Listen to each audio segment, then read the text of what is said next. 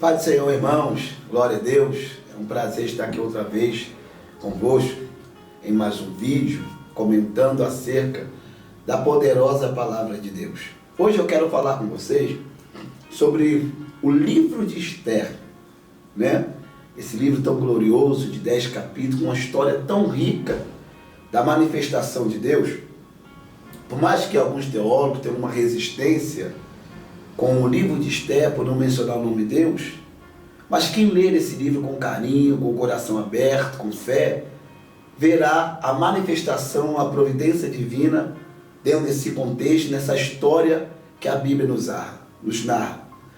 Os judeus, eles viram isso e sem resistência alguma, né? Sem problema algum, inseriram esse livro dentro do cânon sagrado, porque eles perceberam, dentro da historicidade deles mesmos, como judeus, a presença e manifestação de Deus no livro de Esther.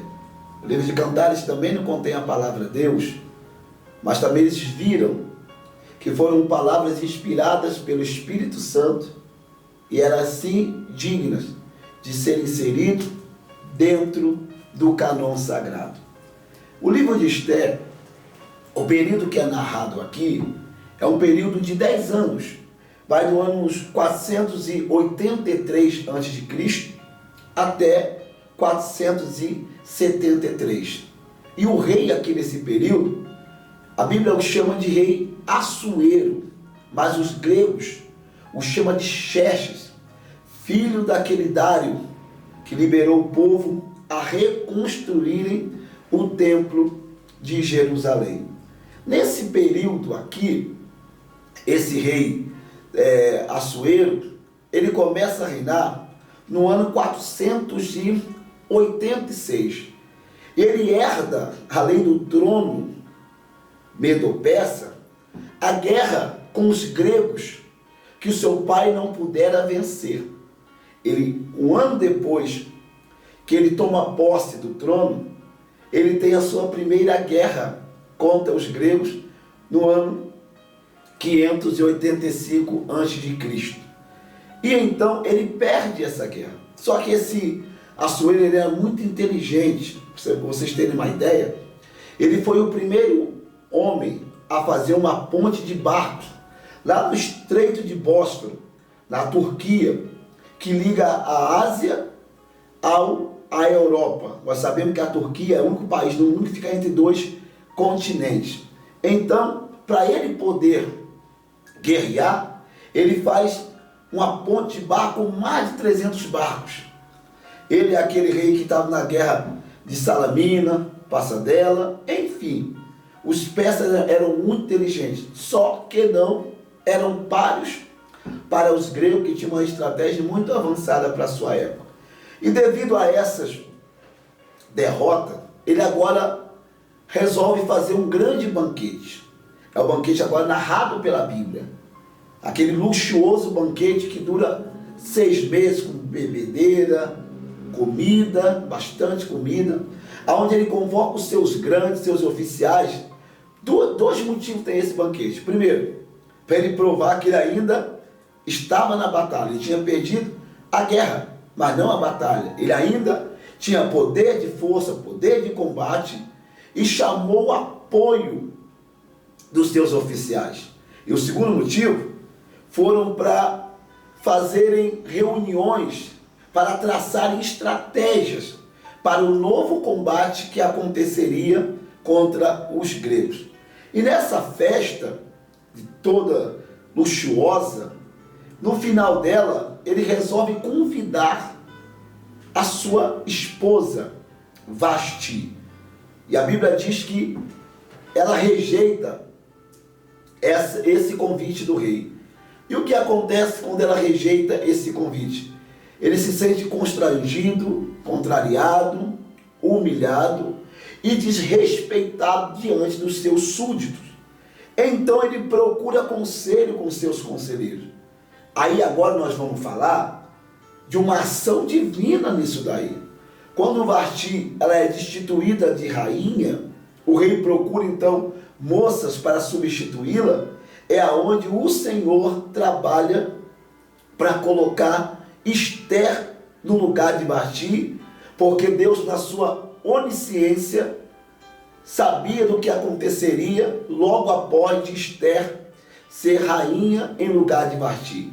Então Deus a põe lá dentro para livramento do seu povo lá na frente. Então, quando Ester entra no cenário, logo depois, Bigtan e Teres, 2 servos do rei, tentam matá-lo. Seu tio, primo, Mardoqueu ou Mordecai, dependendo da sua tradução, descobre e denuncia. Averigua-se o fato e veem que é verdade. E isso é escrito e colocado nas crônicas do rei. Logo após, um servo do rei por nome de Ramã, que era amalequita, descendente de Esaú, tenta, por não gostar de Mardoqueu, eliminar todo o povo judeu da história. Então vocês veem aí que Mardoqueu, ele também reconhece que por providência de Deus, mas ele não cita a palavra Deus, mas ele entende assim, ó, quem sabe não é por esse motivo que você se tornou rainha, ou seja, para livramento nosso. Ester, ela se põe na posição, vai até o rei, que até então ela não tinha ido até o rei, depois que for escolhida como rainha, e havia um perigo, se ela fosse até o jardim do rei, a sala do trono, sem que o rei estendesse para ela o cetro, mesmo que ela fosse rainha, ela poderia ser morta. Mas por ação de Deus, ele estende para ela o cetro, faz aquela pergunta que é comum dos reis do Oriente, pede o que você quer, que até metade do reino se te dará. Ela pede então para que ele marque o banquete com Ramã.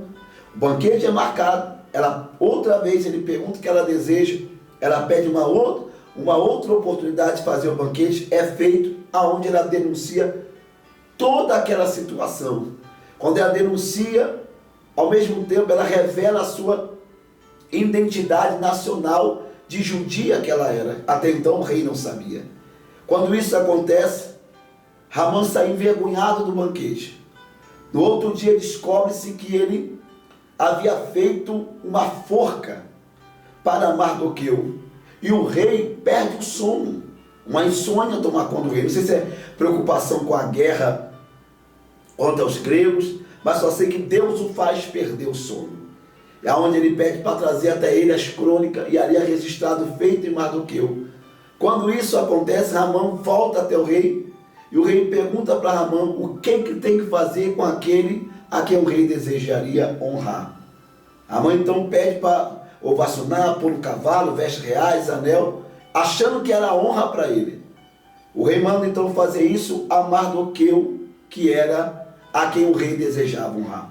Então, o que eu quero que vocês entendam aqui é o seguinte: Deus, ele é um Deus que trabalha no silêncio também. Por mais que no livro de Ester o seu nome não é mencionado, nós vemos o mover de Deus nessa situação.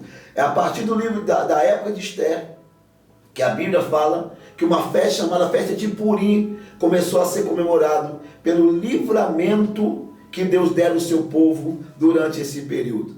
Esse rei vai reinar mais ou menos até 465. Logo depois é substituído pelo seu filho, Artaxerxes Longínquo, que tinha a mão direita maior que a esquerda, que foi o rei da época de Neemias e de Esdras. Sabe o que eu quero te fazer saber nesta hora? É que Deus, ainda que você não ouça a sua voz, mas Deus está trabalhando a seu favor. O nosso Deus é um Deus que trabalha no silêncio. Ele levanta um rei pagão, coloca a sua serva para ser rainha, coisa impossível aos olhos humanos, para livramento do seu povo, porque Deus trabalha por aqueles que nele esperam. E antes de encerrar esse vídeo, eu quero te fazer saber uma coisa: Ester não é um nome hebraico, era o nome persa dessa moça. Ester é uma homenagem a uma deusa chamada Istar, que era uma deusa da cultura medo-persa e também babilônica. O nome hebraico dela é Hadassah, que quer dizer murta. Esté quer dizer estrela, é homenagem à deusa Estar. Então, fique com essa palavra. Que Deus te abençoe em nome de Jesus.